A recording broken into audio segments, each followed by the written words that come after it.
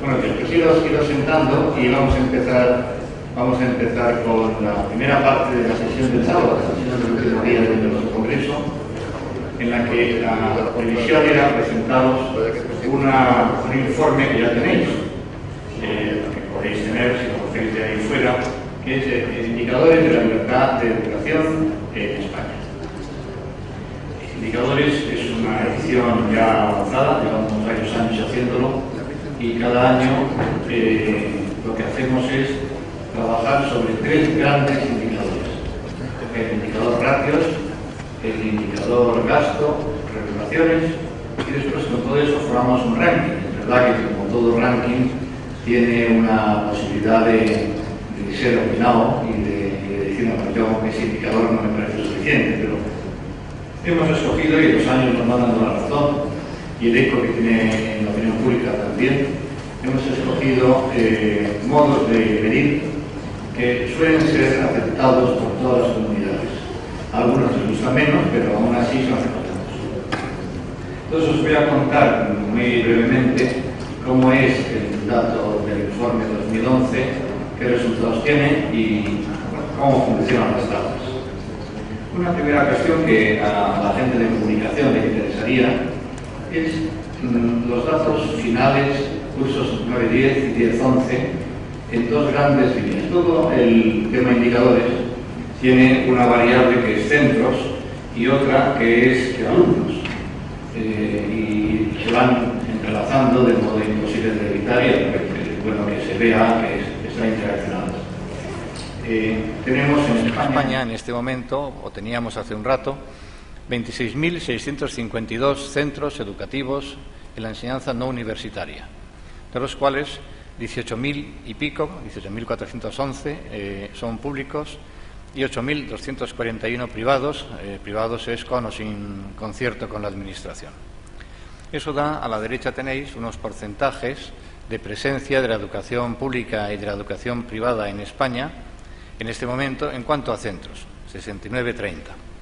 Siempre hemos dicho cuánto son las ratios. Pues el 2010-2011 teníamos esa ratio de privada sobre pública, o privada sobre el total más que sobre pública. Y en cambio en alumnos veis que hay una pequeña diferencia. En alumnos los 7.763.000 globales se desdoblan en 5.270.000 y 2.492.000. Entonces no son exactamente iguales las ratios de alumnos que de centros, 69 contra 67, y en los privados 30 contra 32. O sea que ahí, cuando la gente dice hay un 30 o hay un 32% de presencia privada en la educación española, cualquiera puede tener razón, porque pueden estar hablando o bien de centros o bien de alumnos. También he puesto a la izquierda los datos correspondientes al curso anterior, y eso sirve para comprender que hay una ligerísima evolución. Trabajamos con series desde el 92 para entender cómo funciona esto, y las diferencias anuales suelen ser muy pequeñas en cuanto al número y proporciones pública-privada. Si va ganando paulatinamente algo de peso en los últimos años la privada, pero más bien dependerá de variables que no son políticas. Las políticas aparecen, por eso usamos series, las políticas aparecen cuando hay un gobierno de un signo que deja de concertar o concierta más, pero como los conciertos son de 4 años, en general los centros sobreviven a las políticas, salvo que sean muy persistentes, como el caso andaluz, o pasaba en Castilla-La Mancha, o pasaba en otros sitios. Si son muy constantes la presencia de una fuerza política en una comunidad, eso ya distorsiona a futuro. De hecho, aquí tenéis los datos globales, porcentajes de centros y alumnos concertados sobre el total por comunidad autónoma. Son medias, pero ya se ve que esto da origen a una voluntad política manifestada en el tiempo o a un resultado de las administraciones. No sé si se ven bien los números desde el final, pero son los que están también en las tablas del informe. Entonces, eso sí que es, y nos ha parecido siempre, un indicador objetivo.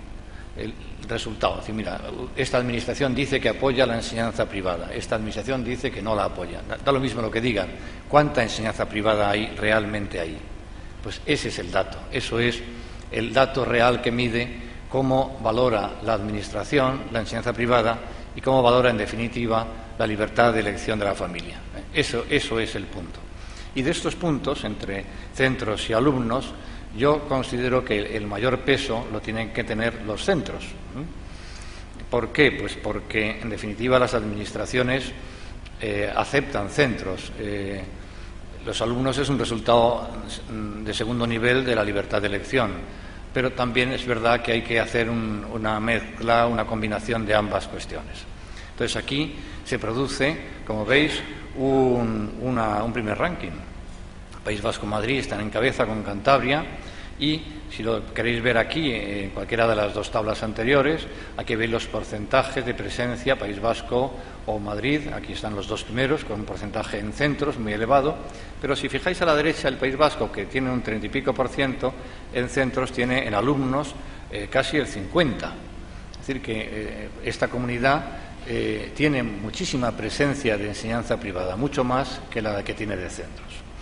Bien, un primer ranking, de ahí nace el ranking compuesto, en el que os decía antes existe la combinación de alumnos y centros para componer ambos rankings, y el ranking compuesto ya desplaza a Madrid a la posición 5, Cantabria a la tercera y Baleares sube a la segunda. Baleares es una comunidad que ha tenido gobiernos alternativos con una presencia conservadora o del Partido Popular durante muchos años, pero también con incidencias, pero que no se han manifestado seriamente en la política educativa en el resultado acumulado. No sé el año que viene el informe que dirá.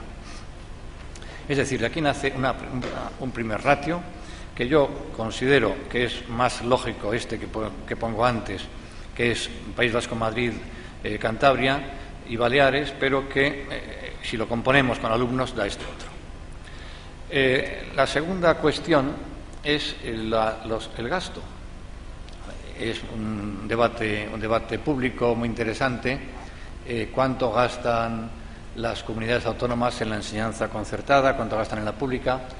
Es fácil, porque hay muchos elementos que, al margen de todas las declaraciones políticas, existen en la red. Todos estos números proceden de la web del Ministerio de Educación, sección Estadísticas. No los hemos inventado nosotros. Otra cosa es que los hemos trabajado nosotros. Pero los números de toda la salida de este informe, la fuente es Ministerio de Educación, Estadística. O sea que esto es muy importante. Si alguien dice, oye, ustedes lo habéis publicado, no nos digáis. Desde esta misma web hicimos un estudio que ha sido muy reiterado sobre el coste de enseñanza concertada en cada comunidad en los últimos años, en el año 2008, quiero recordar, del cual se traslucía el inmenso ahorro que supone para una comunidad concertar los alumnos. Bien. Aquí tenéis, por comunidades, Andalucía, etcétera, las medias de los años 2006 a 2009 de lo que han gastado en la enseñanza concertada por alumno. Estos son los números, Estos son los números. Un gasto por alumno de la enseñanza concertada. No se puede, hay gente que gasta más. Fijaros, el País Vasco gasta 3.000 y pico, mientras que hay comunidades que apenas llegan a los 2.000 o un poco más, ¿no? O sea que esto se ve que hay diferencias. O sea, una cosa que parecía tan sencilla, sin embargo, genera diferencia. Hay otro elemento que nos gusta medir como indicador. He cogido aquí, no está en las tablas exactamente del informe, pero sí está aquí. He cogido el año 2009. En el año 2009, ¿cuánto gastaron por alumno en la enseñanza pública las administraciones? Lo que hay aquí. Y a la derecha, ¿cuánto gastaron por alumno concertado las administraciones? Lo que hay aquí. Año 2009. Entonces, digo, hombre, pues eso también permite comprender el aprecio que hace una administración hacia la enseñanza que nace del sector privado. ¿Qué proporción de recursos destina respecto de la que él mismo está pagando en la pública? Pues si dividimos en Andalucía los 2.500 por los 5.000 y pico, sale la proporción de aprecio que tiene a la enseñanza privada el gobierno andaluz. Y en el año 2009, si quisiera tener más aprecio, y además es más barato, yo un día se lo decía al secretario de Estado de Educación anterior, y le decía, hombre, es más barato, la gente lo elige y tú eres un administrador público, explícame por qué no lo haces. En fin, no me contestaba exactamente bien a la pregunta esta, pero pero parece obvio que si la gente lo elige y es más barato, la Administración no tendría por qué, salvo cohecho, negarlo. En fin, esto siempre me ha preocupado. Hay, por tanto, un segundo resultado. Aquí tenéis esos porcentajes que nacen de la tabla anterior a la izquierda, y a la derecha tenéis ya un ranking que aparece de aprecio, donde aparece Valencia en cabeza, y después sigue Madrid, que es un porcentaje de recursos aplicados a enseñanza privada sobre recursos a la pública. Son datos, no es un invento nuestro. Hay otra partida que tiene su interés, la partida que los centros concertados llaman de otros gastos. Es la parte que la Administración añade a lo que le dan los presupuestos generales para esta cuestión. Entonces, si veis aquí en el 2009, por comunidades aparecen zonas con números y zonas con ceros. Entonces, hay comunidades que no añaden nada a lo que reciben de los presupuestos generales, y hay comunidades que sí añaden. Esto es otra diferencia que marca el aprecio o el modo en que valoran la libertad de elección, pagando la libertad de elección. Es lo que añaden a los presupuestos. Bueno, pues este de otros gastos, aunque sea pequeño, refleja, junto con el de la proporción, refleja también una medida del modo en que valoran la libertad de elección.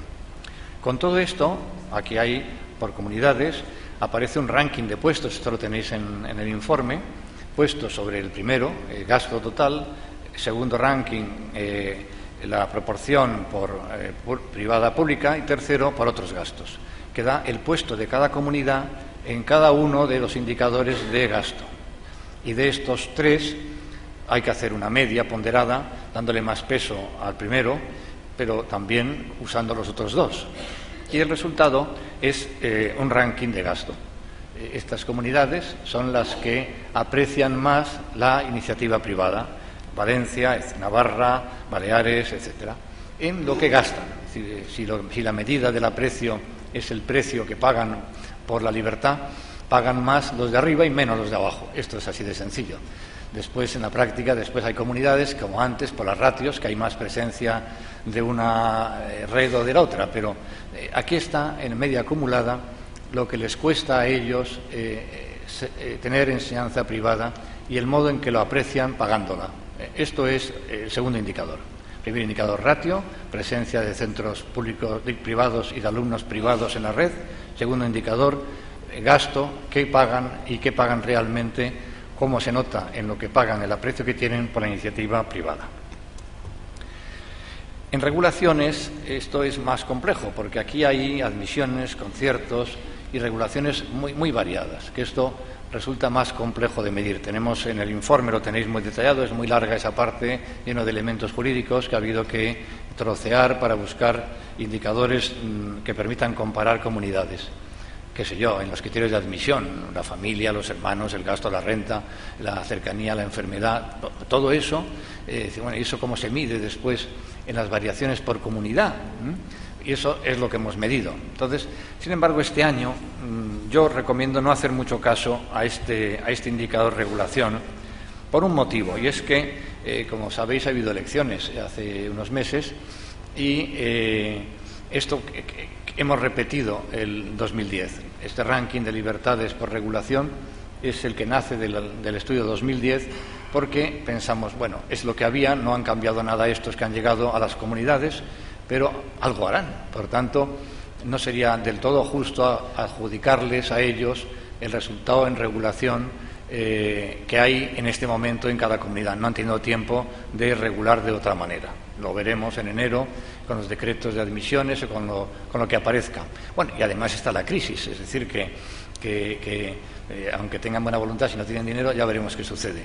Pero todo eso nos permite decir, bueno, repitamos lo del año pasado. No sé, Asturias en concreto, el año pasado, que estaba mejor colocado que otras comunidades, sin embargo, puso una traba a la educación diferenciada formal que nos hizo bajar en el ranking directamente en regulaciones. Usted parece que regula con libertad, pero a la hora de la educación diferenciada dice que no. Pues esto ha puesto usted una traba a la libertad importantísima. El año que viene, si no le gusta tampoco la educación de los niños de 1,30, pues los va a decir que no, ¿eh? O sea que la libertad es la libertad, no podemos jugar con parte de la libertad. Bueno, con todo eso llegamos a una tabla final en que aparecen todos los indicadores: ratio, gasto, regulación, con una puntuación en cada izquierda de cada comunidad en que aparecen su puesto relativo en cada uno de los temas. Es lo que tenéis también ya en nuestro informe. Y hay que darle peso a la ratio, al gasto, a la regulación. Siempre damos más peso a la ratio en el sentido de pensar, hombre, si esta gente en su territorio tiene más enseñanza privada, al final es que seguramente la están aceptando o impulsando más que otra. O sea, que tiene más peso la ratio. El segundo va a ser la regulación o el gasto, pero ya con proporciones muy pequeñas. Además, cuando trabajamos esto en nuestro departamento, lo que vemos es, ¿y qué pasa si cambio los pesos? Hacemos pruebas. Y entonces cambiamos los pesos y si no pasa nada por cambiar el peso 6 a 8 o el 3 a 2, pues decimos, pues da lo mismo. Entonces el peso relativo influye poco en el orden, porque al final nos interesa que públicamente aparezca un orden de resultados. Con eso, el final es el ranking de libertades en España. Con este año 2011 tiene este resultado. Aparecen esas comunidades: País Vasco, Navarra, Madrid, Baleares, Valencia, etcétera, con algunos matices que habría que hacer por estas explicaciones que os he dado antes, pero que en definitiva nos hablan del aprecio de la libertad, no solamente de lo que hablan de libertad, de lo que regulan, sino en la práctica de cómo en esos territorios de verdad está implantándose la enseñanza privada.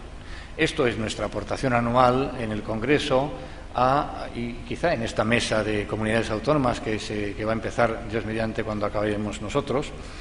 Es la aportación que hacemos para comprender. Si leéis el informe es mucho más extenso y completo y con mucho más detalle, pero en definitiva es lo que estamos diciendo, que permite a una comunidad saber, un legislador o un político de turno, cómo se está portando con la libertad, cómo se está portando además con una libertad fundamental como la de elección.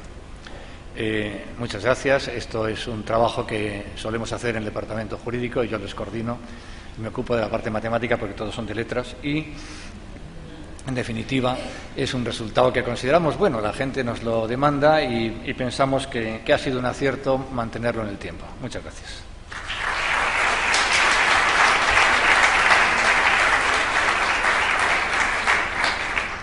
Ahora vamos a esperar un momento a ver si aparecen los representantes de comunidades autónomas, porque McKinsey está aquí desde hace un rato. Pero ya ni se os ocurra moveros, porque ya ha costado mucho que lleguéis los que estáis aquí, no vayamos a perder más gente.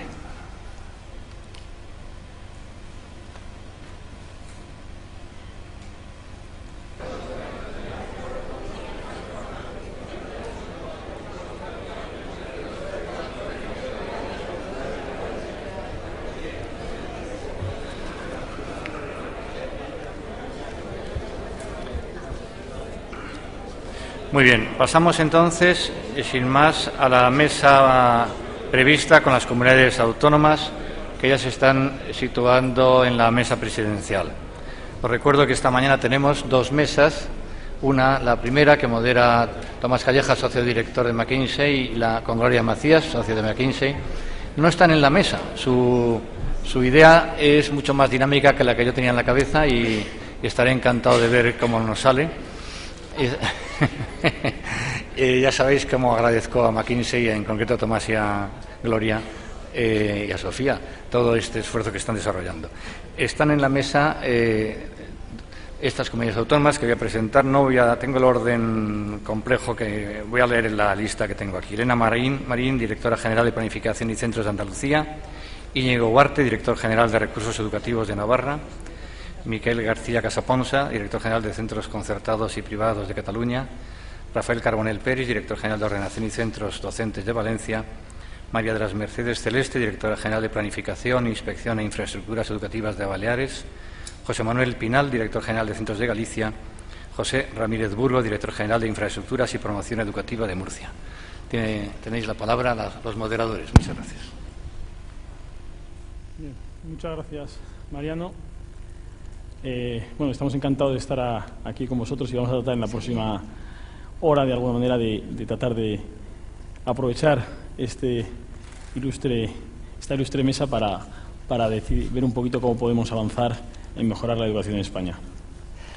Bueno, queríamos organizar la mesa en torno a las conclusiones del informe que presentamos el jueves. Entonces, simplemente para crear un poco el contexto para aquellos que no pudisteis participar, vamos a resumir en 3 minutos las conclusiones de ese informe. En primer lugar, lo que decíamos era que, dadas las condiciones socioeconómicas y estructurales de España, deberíamos de aspirar a mucho más. Deberíamos de aspirar, pues, en torno a 500 de media, 520, y que ninguna comunidad estuviera por debajo de los 490. También decíamos que para lograr esto, basado en las experiencias internacionales, pero también experiencias de muchas comunidades de España y colegios de España, lo que había que hacer era, sobre todo, establecer bien los cimientos, porque lo que te lleva de ser muy bueno a ser excelente no es lo mismo que te lleva de ser pobre a ser bueno. Y, por lo tanto, se estaban haciendo muchas cosas, pero habría algunas cosas a completar para, entre comillas, rellenar ese puzzle de actuaciones. Y, fundamentalmente, nombrábamos 3. La primera era un tema de transparencia de los datos. En España había muchos datos, pero eran muy difíciles de acceder. Y, si os acordáis, lo que comentábamos era que no se trata de que todos los datos estén mañana, pues, en la portada del periódico, sino que los datos existan al nivel de granularidad que son necesarios para poder tomar actuaciones, y que las personas que pueden actuar sobre esos datos tengan acceso a ellos. Con lo cual, no quiere decir que todo el mundo tenga acceso, pero sí que las personas que pueden actuar lo tengan. En segundo lugar, hablábamos de un tema de profesionalización tanto de los profesores como de los directores. Y actuando, sobre todo, en 3 etapas. La primera etapa era cómo atraías a los mejores a la carrera de magisterio. La segunda, cómo les dabas la mejor formación mientras que estaban en la universidad. Y luego, cómo seguías desarrollándoles durante todos los años de ejercicio docente. También hablábamos de la importancia de la figura del director, porque, a fin de cuentas, no es lo mismo ser profesor que ser director. Y es muy importante dotarles de las herramientas para que puedan desempeñar bien su papel. Y, finalmente, hablábamos de un tema de la autonomía de los centros, a nivel curricular y, en menor medida, de selección de profesorado. Porque, si os acordáis, lo que decíamos era que hasta que se llegaba a un cierto nivel de rendimiento era muy importante tener muy controlado cómo se enseñaba, pero a partir de cierto nivel ya los profesores y los centros tienen las capacidades para innovar. Por lo tanto, lo que había que hacerles era darles autonomía, pero también, por supuesto, exigiéndoles responsabilidad. Entonces, nos gustaría llevar el debate de la mesa de hoy en torno a estos 4 temas: aspiración, profesionalización, transparencia de datos y autonomía. Muy bien. Pues la idea sería, y como ya hemos hablado antes, vamos a hacer una pregunta por cada uno de esos temas, básicamente. Y lo que os vamos a pedir es que en cada pregunta no intervengáis todos, intervenir 3 o 4 con respuestas lo más cortas posible. Nosotros sí tenemos la idea de elaborar un resumen de las conclusiones del debate y, digamos, que luego lo podamos circular. Vamos a empezar con el primer punto, que era la aspiración. La primera, el elemento fundamental es saber a dónde se quiere ir. Antes de saber cómo vamos a ir, hay que saber a dónde se quiere ir.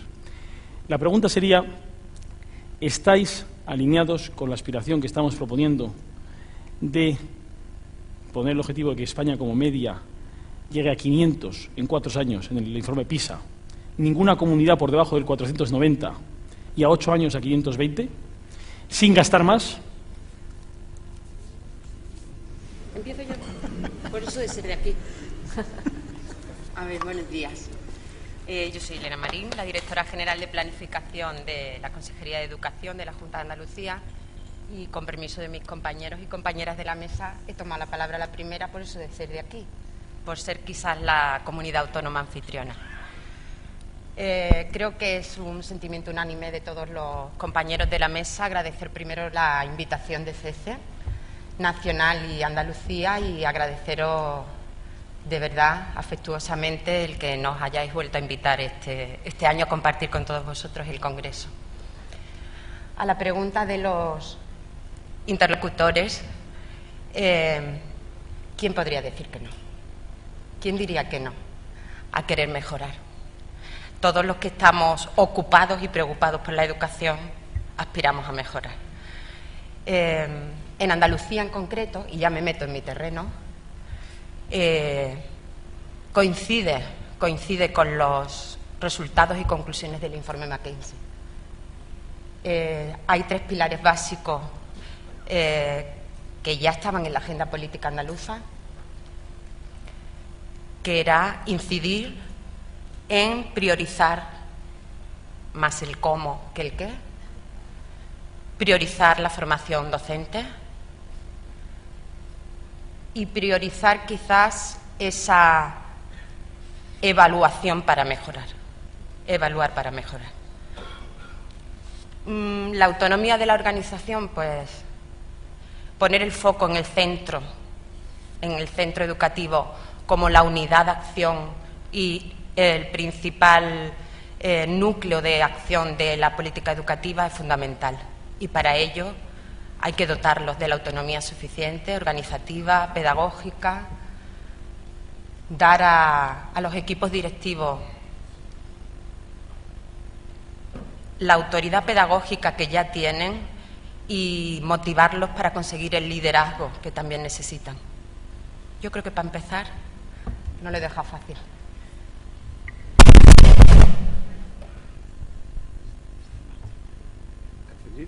¿Se oye? Primero, igual que mi compañera Elena, agradecer a CC la invitación y constatar que es un placer estar aquí con todos ustedes. Realmente, ante las preguntas del moderador, yo quiero plantear un tema concreto que es el que hemos vivido en nuestra comunidad autónoma. Mi comunidad autónoma es una comunidad autónoma uniprovincial, es una comunidad con está rozando casi 1.500.000 habitantes y puedo constatar, porque llevo de director general ya 9 años, no en esta competencia, sino en otra, el gran esfuerzo presupuestario que se ha hecho durante estos años. Realmente tengo que decir que ese esfuerzo presupuestario ha dado una mejora de la situación que vivíamos anteriormente, pero no es todo lo que se tenía que conseguir. Realmente hemos constatado que el presupuesto, el dinero es importante, pero no es lo fundamental. Esa teoría de que con meter más profesores y conseguir unas ratios de profesor-alumno menores se consigue mejor calidad, sinceramente no siempre se consigue. Es verdad que las conclusiones que nos han presentado, que se defendieron aquí el jueves, son completamente válidas. Yo no entiendo la profesionalización de los profesores, yo entiendo que todos los profesores tienen ya su profesión y la intentan ejercer perfectamente. Es verdad que el tema de los directores considero que es importantísimo, capital, y es muy importante tener muy clara el proceso de cómo se tienen que seleccionar a los profesores. A los directores, porque ese proceso de selección de directores nos va a llevar a que la autonomía de los centros luego se pueda hacer muchísimo mejor. Estamos muy claros en el sentido de que hay que ir buscando la excelencia, que hay que buscar la calidad, pero no siempre es eso equivalente a más recursos, más dinero y más profesorado. Vamos a empezar con Miguel y luego con Rafael. Buenos días, ¿se me escucha? ¿Se me escucha bien? Sí, con esta voz. Sí. Bueno, primero un saludo de la señora Irene Rigau, que es la consejera de Educación. Yo la represento hoy aquí. Agradecer a la organización la oportunidad y decirles que yo fui nombrado el 13 de enero de este año director general, pero el 12 era director de colegio. Estuve ejerciendo esta función durante 30 años y 41 de profesión. Entonces me veo transportado a la otra parte de la línea. No sé si voy a conseguir hacer bien mi trabajo. Aspiraciones, como decía la señora Marín, todas. Hay un elemento por esto que nosotros queremos darle un cuidado especial. Creemos que no sería posible avanzar si no implicamos en el proceso educativo a todo lo que es el entorno del chico, de la chica, del niño, de la niña, y especialmente la familia.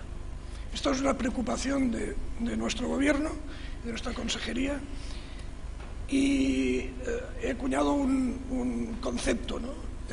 La educabilidad. Si no se garantiza desde la familia, desde el entorno del niño, de la niña, unos elementos básicos de educación, de actitudes, de comportamientos, será muy difícil que la escuela pueda generar avance en este proceso educativo, formación. Y quería subrayar este aspecto. El papel es importante de la familia y del entorno.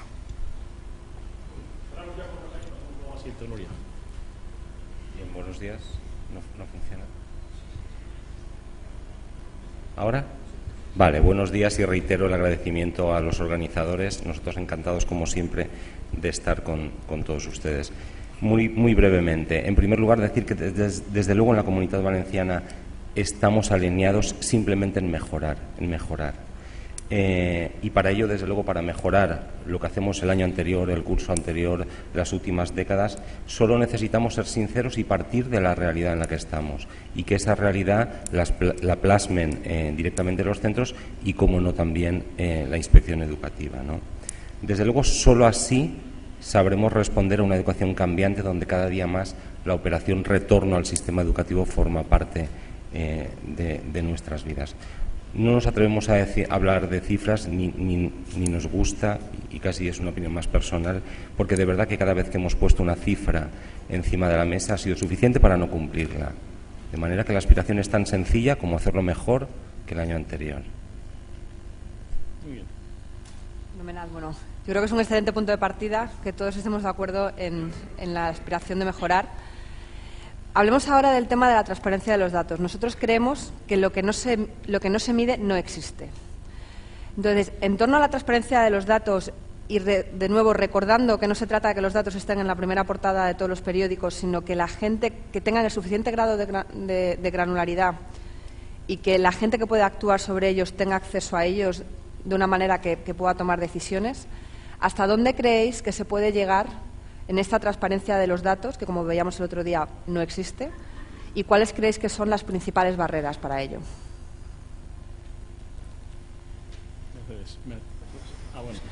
Los tres problemas que habéis hablado ahora. Íñigo. Buenos días. Lo primero, agradecer. Soy representante de la Comunidad Foral de Navarra y agradecer a CC su invitación.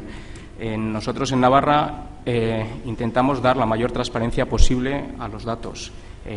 Como ejemplo, la evaluación diagnóstica se envía a los padres, se envía a los centros, agrupando en lo que les corresponde, y después se hace un análisis a toda Navarra. En los procesos de mejora de análisis de mejora que estamos llevando también en los centros públicos, sí que tratamos y animamos de que los datos que resultan de los análisis, de las mejoras, de las propuestas de mejoras que de los análisis resultan, se pongan en común, y ya, eso sí, cada centro tiene libertad de decidir, pero sí que animamos a que todos pongan en común para que el beneficio que se saque de ese debate que pueda surgir, de esa comparación, sea mayor.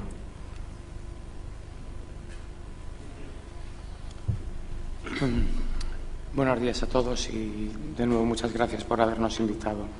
Desde la comunidad gallega, en torno al tema de la transparencia de los datos, estamos siempre con ellos encima de la mesa. De hecho, es una casualidad, pero bueno, aquí está parte de las publicaciones que realizamos todos los años de los datos de la enseñanza no universitaria. Asimismo, la mejora de los sistemas informáticos ha permitido pues que esta transparencia sea real, y pongo como ejemplo pues ya en el funcionamiento diario de la Consellería, pues la cobertura de las plazas de sustituciones, pues en nuestro caso se hace ya desde unos años atrás de una forma inmediata, Es decir, un profesor está enfermo, en ese momento el director de ese centro notifica a través de la página web esa baja, es conocida por todos los sustitutos que están en una lista que se produce en ese momento y es llamado el primero de esa lista al momento. Es decir, es una actuación inmediata. Digo esto porque, en este caso, como comentaba, los sistemas informáticos permiten obtener muchos datos. Datos hay. Transparencia en los datos también. Creo que en algún caso incluso es excesiva. Es decir, pienso que no beneficia tampoco al sistema el que se hagan públicos todos los datos. Creo que los datos han de utilizarse para trabajar desde dentro, porque son una muestra de la realidad con la que estás viviendo, pero bueno, hay que poner en algún punto un filtro o una barrera, porque no todo tiene que estar encima de la mesa, dado que no es necesario. Buenos días. Buenos días. En primer lugar, evidentemente, agradecer en nombre de mi conseller, don Rafael Bosch, el que nos hayan invitado y a quien tengo el honor en este momento de representar, y felicitar a la organización de CECE por hacer de este congreso un evento entrañable. Ha sido una maravilla compartirlo con vosotros y además muy enriquecedor. En primer lugar, deciros, en nuestra comunidad sí que queremos mejorar, pero no a cualquier precio. A veces no basta con decir yo quiero hacer, tienes que ir, estamos cortando ramas de un árbol, pero no estamos tocando la raíz del árbol. A lo mejor ha llegado el momento de tocar la raíz del árbol. Hay que ir hacia una línea de quitar tantísima presión que estamos sometiendo, que estamos introduciendo en los centros educativos, y pasar la presión a quien realmente tiene la responsabilidad política y administrativa de la educación, que somos nosotros y es el Gobierno central. Por tanto, mejorar sí, pero evaluando todo el sistema. No solo los datos de los resultados de nuestros alumnos. Busquemos también transparencia. Busquemos también transparencia en los datos que se nos da cuando estamos aplicando una normativa que nos da como resultado esos datos. Estamos teniendo un montón de profesionales trabajando cada día, abriendo, como dice mi conseller, con todo el cariño y el respeto, abriendo la barraca para que todos los alumnos vayan a clase cada día. Y los resultados que tenemos son los de países que no están invirtiendo lo mismo que nosotros, que no tienen las infraestructuras que tenemos nosotros, que no tienen la preparación que tenemos nosotros, y estamos hablando de dar transparencia a esos datos para convertir ¿qué? En un ranking de centros. Vamos a ver, perdónenme, pero yo discrepo en muchas cosas. La primera de todas ellas, ¿tenemos en este país cultura suficiente para entender los datos que se nos dan? ¿O vamos a hacer de ellos un escándalo público? Hay que ir con cuidado. La cultura de los datos, si la tienen según qué profesionales y las barajan bien, pues perfecto. Pero si caen en según qué manos y entre los que administramos, muchos de nosotros, hay intereses políticos. ¿Por qué nos podemos pensar que esos datos podrían incluso perjudicar lo que nosotros queremos solucionar? Los datos hay que saberlos manejar, con mucha cautela. Estamos hablando de muchos niños, de muchos centros, de muchos profesionales. Transparencia en los datos, sí, absolutamente, pero con responsabilidad, con cautela y con cultura de tratamiento de datos. Creo que estamos yendo, como siempre, a la cola de los demás. Se nos dice, hay que hacer una prueba de diagnóstico, vamos a hacerla. Ahora sacamos los datos, venga, vamos a hacerlos, vamos a la cola. ¿Pero realmente tenemos un país preparado para afrontar los datos que estamos teniendo? De hecho, es lo que estamos haciendo. Tenemos unos datos tremendos y damos la responsabilidad ¿a quién? A los centros. Pon tú los datos fuera, cuélgalos como hacen en Estados Unidos. Un alumno, cuando va a matricularse en Estados Unidos, hay un ranking de datos en la puerta de la entrada y el padre escoge. ¿Nosotros tenemos esa cultura? Tenemos que ir a la cola de los demás. Creo que estamos yendo, como siempre, a la cola de los demás. Se nos dice, hay que hacer una prueba de diagnóstico, vamos a hacerla. Ahora sacamos los datos, venga, vamos a hacerlos, vamos a la cola. ¿Pero realmente tenemos un país preparado para afrontar los datos que estamos teniendo? De hecho, es lo que estamos haciendo. Tenemos unos datos tremendos y damos la responsabilidad ¿a quién? A los centros. Pon tú los datos fuera, cuélgalos como hacen en Estados Unidos. Hay un ranking de datos en la puerta de la entrada y el padre escoge. Nosotros tenemos esa cultura. ¿La responsabilidad de quién es? Hay que evaluar también esos datos desde todos los puntos de vista, tocando también, si es necesario, la raíz que nos ha llevado a esos datos. Transparencia, absolutamente. Evidentemente, nosotros también tenemos una base de datos maravillosa, pero que la tenemos absolutamente vetada en cuanto a personas que pueden acceder a la totalidad de los datos. Lo que damos es a cada uno su parte. A un centro se le da tus datos con referencia a la comunidad o a la isla. Nosotros tenemos el tema de la insularidad que afecta muchísimo, pero no damos todos los datos, ni tampoco pretendemos hacerlo para no caer en un ranking tremendo que ante una falta de cultura de datos y de diagnóstico nos podría afectar muchísimo a nuestro sistema. Muy bien. Ya hemos cubierto lo que es el primer bloque. Ahí yo veo cierta unanimidad en que hay que hacer más transparencia. Es verdad que con cautela y bien usado. Pasamos ahora al segundo bloque de las medidas que creemos que proponíamos que había que tomar. Y tiene que ver con el profesorado. Evidentemente, digamos, del informe, pero de las entrevistas que hemos hecho con muchísimos de vosotros, es claro que el elemento clave para mejorar el sistema educativo es el profesor y el desarrollo del profesor. Aquí, digamos, nosotros hablamos de dos elementos. Uno, la selección del profesorado, el atractivo y selección del profesorado. Y el segundo elemento, el desarrollo. Nos gustaría centrar esta pregunta en el desarrollo del profesor. Y la pregunta sería, ¿qué medidas concretas estáis tomando, más allá de la formación mínima que digamos que se tiene que hacer, para desarrollar el profesorado? Y por favor, aquí sí vayamos a medidas concretas para ese desarrollo. Elena. A ver, nosotros en Andalucía ya hemos iniciado el camino de las medidas concretas con el tema del profesorado. Los representantes en el Congreso de Andalucía lo deben de saber y el resto seguramente también.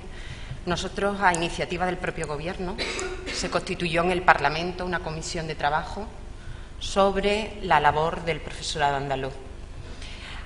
Como resultado, después de un año de intensas manifestaciones de representantes de distintos sectores, se ha concluido con un dictamen que se ha aprobado en el Pleno del Parlamento, de la Cámara, con 92 medidas concretas que hacen hincapié en tres ideas fundamentales.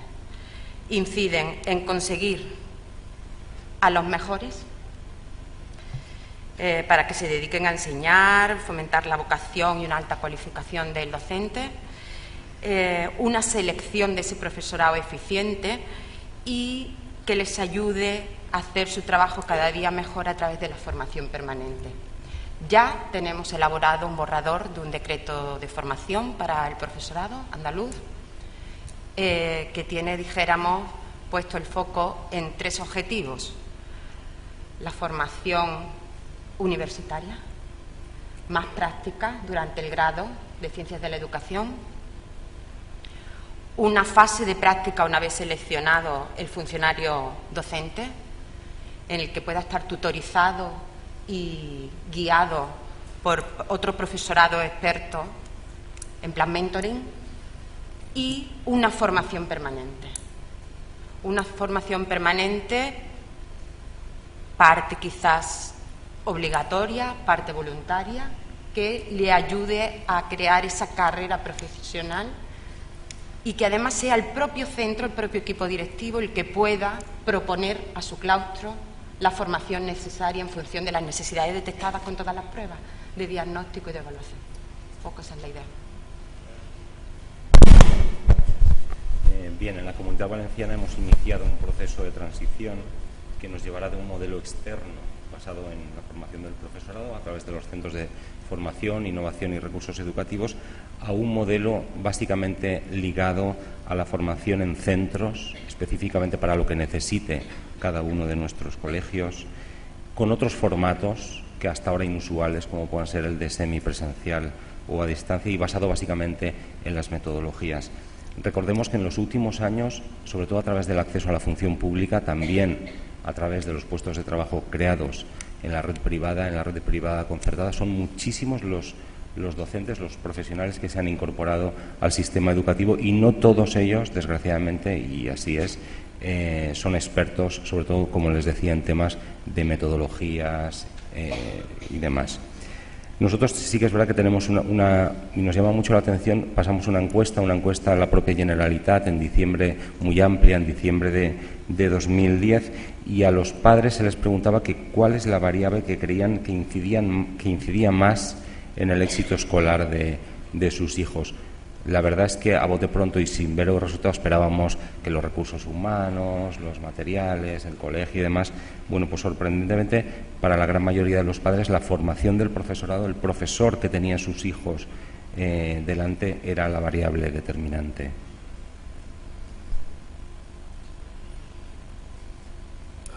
Añadir un elemento más que complete lo que mis compañeros han dicho, que es aprovechar el talento existente en los centros, digámosles en los tutores profesionales, el coach, es igual, pero aprovechar este talento, que es mucho, esta experiencia, y ponerla al servicio de aquel profesor o profesora que entra de nuevo en la profesión, y esta persona con experiencia adquirida lo va acompañando, lo va tutorizando. Yo realmente entiendo que la formación permanente es imprescindible para que el profesorado funcione bien. Pero hay dos cosas una cosa que se ha hablado aquí y otra que no se ha hablado, que creo que es importante. Por una parte, el tema de quién entra a dar clase en los centros.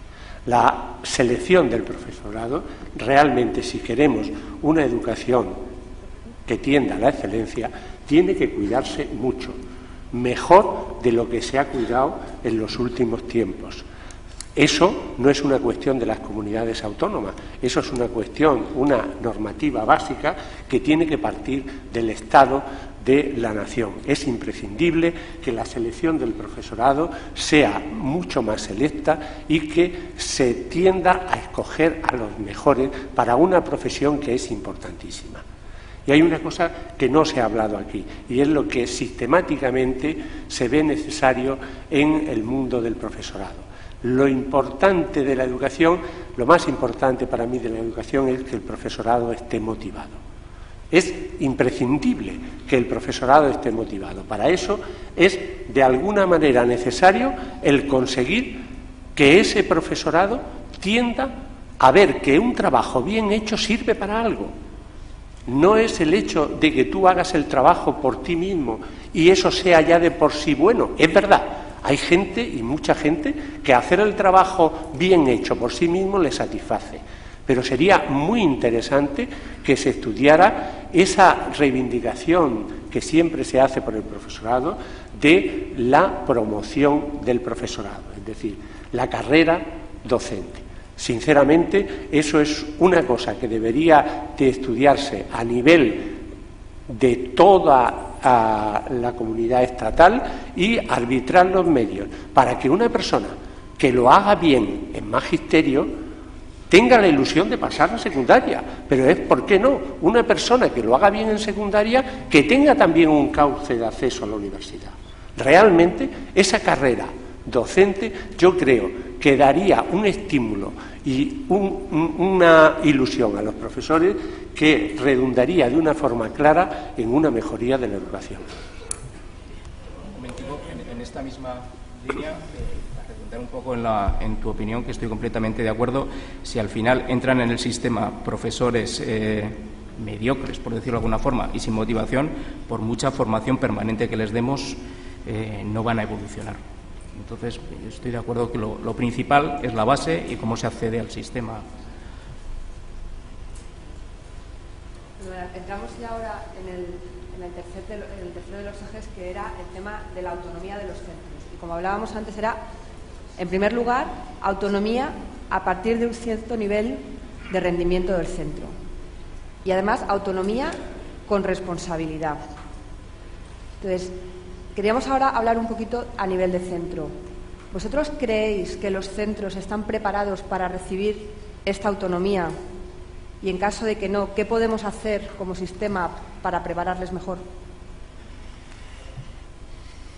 Sí, muy bien. Sí, vamos a ver, es una pregunta muy compleja, pero rotundamente sí. ¿Los centros están preparados para recibir a más autonomía? Sí. Los centros están cansados de tanta direccionalidad, están cansados de tanta burocracia, están cansados de que les digan lo que tienen que hacer. Los centros tienen profesionales absolutamente preparados que podemos mejorar y podemos, lo que ha dicho mi compañero es brillante, dar más motivación al profesorado, evidentemente que sí. Pero partir de la base de que tenemos un profesorado mal formado no es una buena premisa. El profesorado necesita estímulos, como nos ha comentado José María, necesita estímulos para ir formándose a lo largo de la vida, porque la vida va cambiando tan deprisa que lo que aprendimos hace 5 años ya no es lo que tenemos ahora ni lo que nos sirve ahora. Entonces hay que motivar al profesorado, pero evidentemente se le motiva si él puede después aplicar con una cierta autonomía, con una cierta libertad, lo que sabe, lo que quiere y lo que cree que quieren sus alumnos. Es decir, hay 2 tipos de redes, y ustedes lo saben mejor que yo, y una está muy localizada, es la enseñanza privada, muy localizada en mi territorio, en mi escuela, y la otra es absolutamente general, que es la pública. Entonces, la autonomía en los centros privados, ya lo hablaremos si acaso después, pero la autonomía en los centros públicos estamos teniendo, lo que decimos, una legislación que lo que hace es intentar igualar absolutamente toda la enseñanza. Claro, eso quiere decir que estás aplicando unos métodos, unos sistemas, unos aprendizajes, unos currículums en unos centros que son completamente diferentes de otros. Y después, cuando llegamos a los resultados de diagnóstico, como nos ha presentado muy bien estos días, tenemos que hacer un retoque con los índices socioeconómicos y demás. Si a cada centro se le dejara marcar su propia línea, su propia autonomía y llegar a sus objetivos, evidentemente sacaríamos un rendimiento muchísimo mayor. Y están preparados. Es decir, yo creo sinceramente que lo que están es deseando que se lo dejemos hacer, y esto es responsabilidad de los administradores de la educación. Los centros están preparados, evidentemente les supondría muchísimo más esfuerzo, muchísimo más trabajo, muchísima más implicación, pero creo que lo pueden hacer absolutamente. Y de hecho, en nuestra comunidad autónoma es una de nuestras líneas básicas, darles autonomía real, porque ahora la tienen escrita, pero hay que hacerla efectiva, la autonomía real. Sí. A esta pregunta también quiero responder desde la perspectiva personal. Yo también fui director de un centro durante muchos años antes de ocupar el puesto en la Consejería de Educación, y desde esa experiencia sí puedo comentar que efectivamente los centros desean esa autonomía y sí están preparados para tenerla. Y por las vivencias que se llevaron a cabo en mi centro a lo largo de los años en los que yo fui director, se lograba con esto también otra palabra o concepto clave del que estamos hablando, que es la motivación. Es decir, en la medida en la que en un centro seas capaz de desarrollar un proyecto que resulte ilusionante, que resulte motivador, como decía, no cabe duda de que el personal de ese centro va a apoyarlo. Es decir, estamos en muchos casos hartos de oír que los profesores aprobaron una oposición, tienen una plaza fija y por lo tanto ya se sientan en su sitio y descansan. No es verdad, eso no es verdad. Hay muchos profesores, la gran mayoría, que están muy interesados en llevar cada día adelante su trabajo con esa ilusión que le proporciona el tener ese proyecto común, esa autonomía, es decir, un trabajo del cual sean responsables, pero en el que puedan influir con sus actuaciones y no que sea una actuación normalizada o pautada por parte de la Administración. La verdad es que a veces los que elaboramos normas dejamos poco margen para la autonomía, aunque creamos en ella.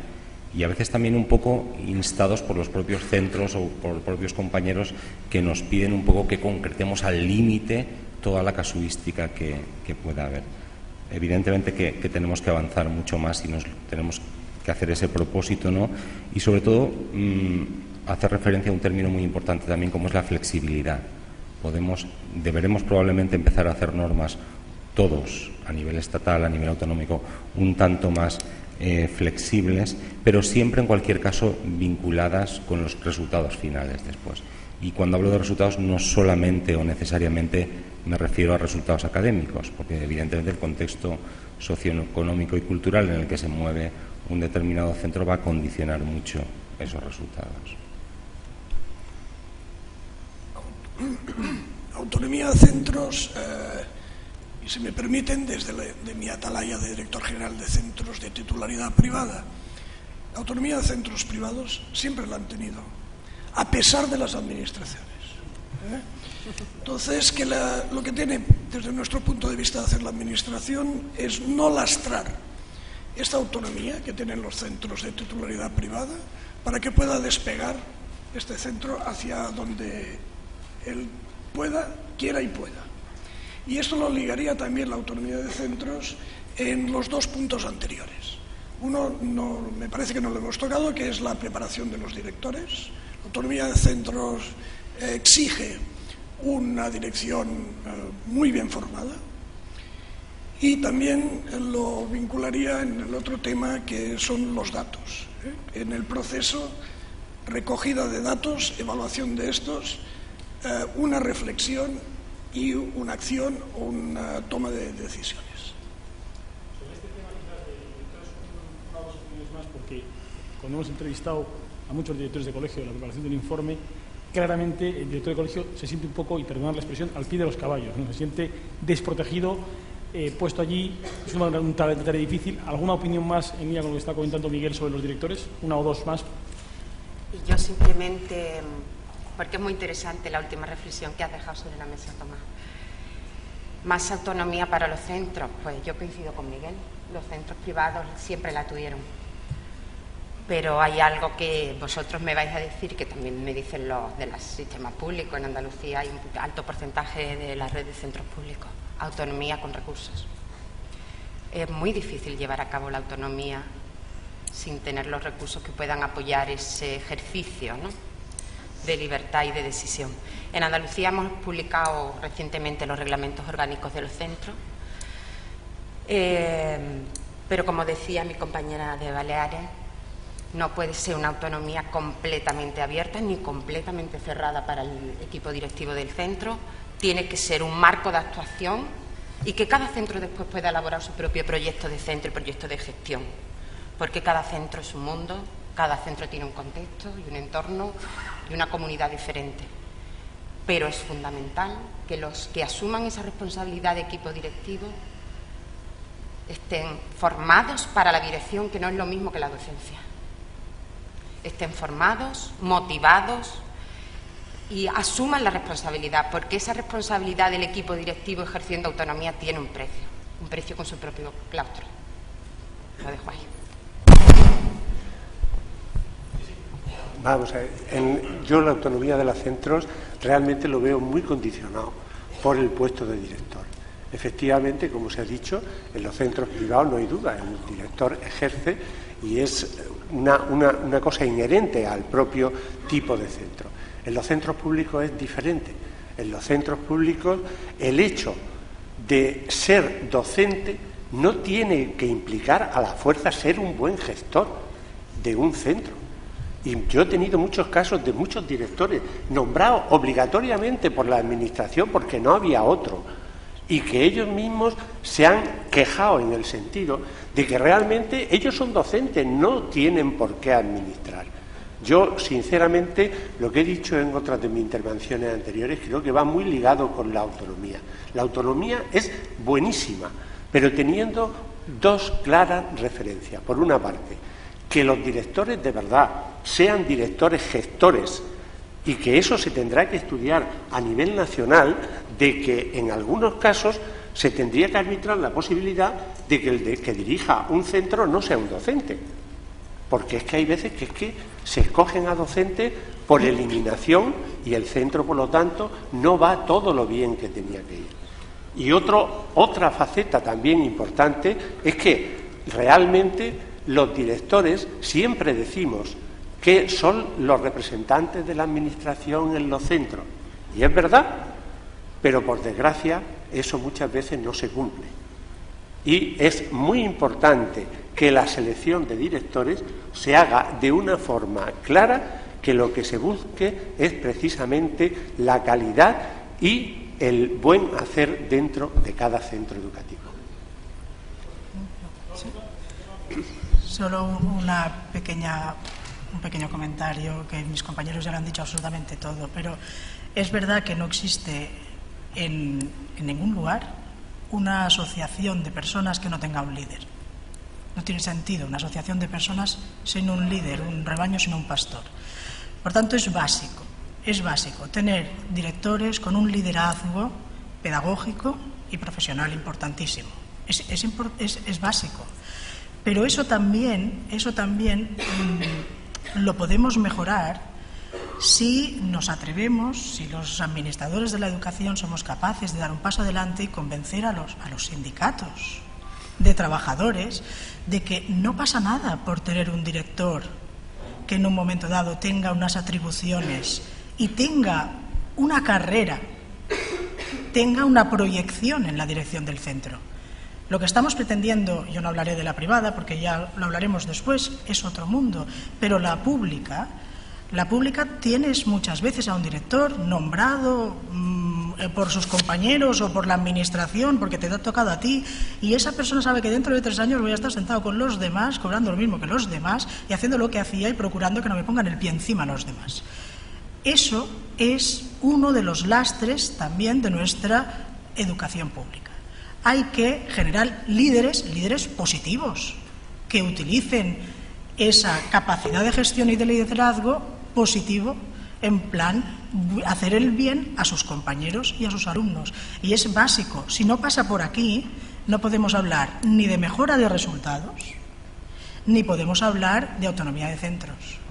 Porque una asociación sin un líder difícilmente llegará a una meta, porque ya no tendrá un objetivo. Fenomenal. Yo creo que hemos tocado todos los temas. Hemos hablado de la aspiración, hemos hablado del profesorado, hemos hablado de la autonomía de centros, hemos hablado de la transparencia y de los directores. Ya para ir cerrando, lo que sí vamos a pedir, y ahora sí una intervención a cada uno, breve, pero, digamos, ¿cuál sería para vuestra comunidad y desde vuestro punto de vista la palabra clave, la medida crítica que puede permitir, digamos, despegar o llegar al siguiente nivel en cada uno de vuestras comunidades? Por orden que queráis. Yo vuelvo a ratificar lo que he dicho antes. Para mí, la experiencia que tenemos en mi comunidad autónoma, el éxito de la educación partiría con una cuestión muy sencilla: conseguir la motivación del profesorado y conseguir que tenga ilusión en desarrollar su trabajo. Eso sería el punto de partida para conseguir una enseñanza de calidad absolutamente. Yo, por mi parte, creo que lo más importante puede estar en la figura de los directivos, el liderazgo de los directivos. En ellos va a pivotar la motivación del profesorado y va a pivotar la autonomía de los centros. Ellos deben ser uno de los ejes principales para la mejora del sistema educativo. ¿Yo, Tomás? ¿Te importa? Sí. Pues yo me voy a echar para adelante, voy a ser más arriesgada. Yo voy a decir que para mí, personalmente, como titular actual de la Dirección General de la Comunidad Andaluza, creo que lo fundamental es el reconocimiento de la labor docente por toda la comunidad.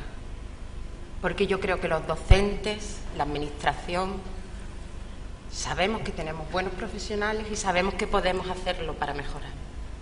Pero es muy importante contar con el apoyo de toda la sociedad, de la comunidad, y poner al profesor o profesora, al maestro, como a mí me gusta decir, arriba del todo. Es lo fundamental. Cuando la sociedad vea en un docente a la persona que tiene en sus manos el futuro de sus hijos y de la sociedad, estaremos en el camino. Desde nuestro punto de vista, desde luego, es el momento de la responsabilidad. Responsabilidad, desde luego, extendida a cualquier ámbito del sistema educativo. Docentes, padres, familias, administradores de la educación, como es el caso nuestro.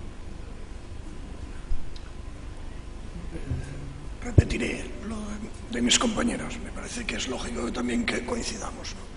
Que es hacer a la sociedad consciente de su papel y su participación necesaria en la educación.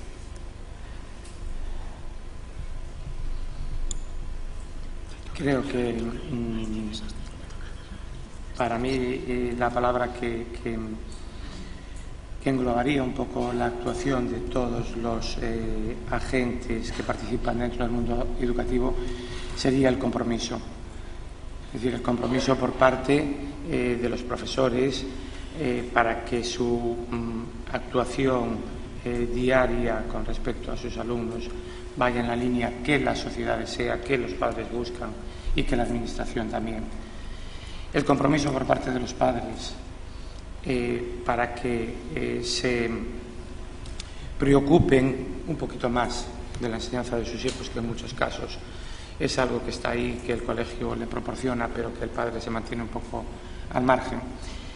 Y compromiso también por parte de la administración, para que, bueno, pues a través de las posibilidades que en cada momento tenemos, y que no son muchas, justamente ahora por la época que nos toca vivir, pero para que las diferentes administraciones sigan manteniendo el gasto social dentro de la educación, que es una necesidad. Bueno, me toca la última, pero no por eso soy la menos importante. Vamos a ver. Ahora me permitirán ustedes que no hable solo en primera persona. Creo que diré exactamente lo que diría mi consellera, al que tengo el placer de escuchar muchos días hablar de política educativa. Yo creo que en Baleares lo que necesitamos es un pacto social que nos ayude de una vez por todas a cambiar las raíces, que nos ayude a que todos nos sentemos y todos deseemos más autonomía, más liderazgo, mejores resultados, optimización de la financiación, nuestra lengua y nuestra cultura. Es decir, nosotros, si no partimos de un pacto social amplísimo, por no decir unánime en nuestra comunidad, difícilmente vamos a poder hacer otra cosa más que volver a tocar las ramas del árbol. Pero va a ser muy difícil llegar a la raíz, que es nuestro objetivo. Y en eso estamos invirtiendo todos nuestros esfuerzos desde que hemos llegado a la Administración, y seguiremos invirtiéndolos hasta el último día que estemos en ella. Compromiso de todos, motivación y reconocimiento del profesorado, liderazgo y luego pacto social, involucración de toda la sociedad. Yo creo que con esas palabras nos podemos quedar. Eso sería el camino a la excelencia. Yo os agradezco muchísimo el tiempo que habéis dedicado, la brevedad y síntesis en vuestras intervenciones, porque ese tema daría para mucho, y desde luego me quedo muy esperanzado, nos quedamos muy esperanzados de que el nivel de alineamiento que existe sobre lo que hay que hacer, con lo cual manos a la obra y a por ello. Muchas gracias.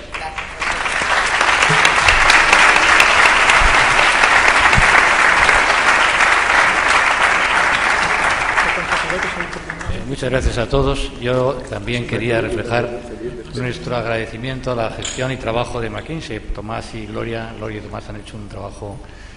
La verdad es que les habíamos invitado, cuando hablamos de la conferencia inaugural y la mesa de comunidades autónomas, nos hubiera gustado mucho que nos acompañaran todo el tiempo entre nosotros, pero han ido y vuelto para cada acto. O sea, es una gente que su trabajo no les ha permitido compartir todo y estar más tiempo con nosotros. Agradezco también a los representantes de las comunidades autónomas y a vosotros mismos. Ya sabéis que ahora hay una pausa café hasta las 12:15, donde sigue esta misma sesión, y con las mismas personas, pero con otro moderador, José María. 12:15 no es. ¿Qué hora es la que me dicen? 11, perdón, 11, ¿sí? Son las 11:20 ahora. A las 12 aquí otra vez. Entonces, una pausa café, y José María de Moya será el nuevo moderador de la misma mesa, pero una versión enseñanza concertada. Gracias. Muy bien.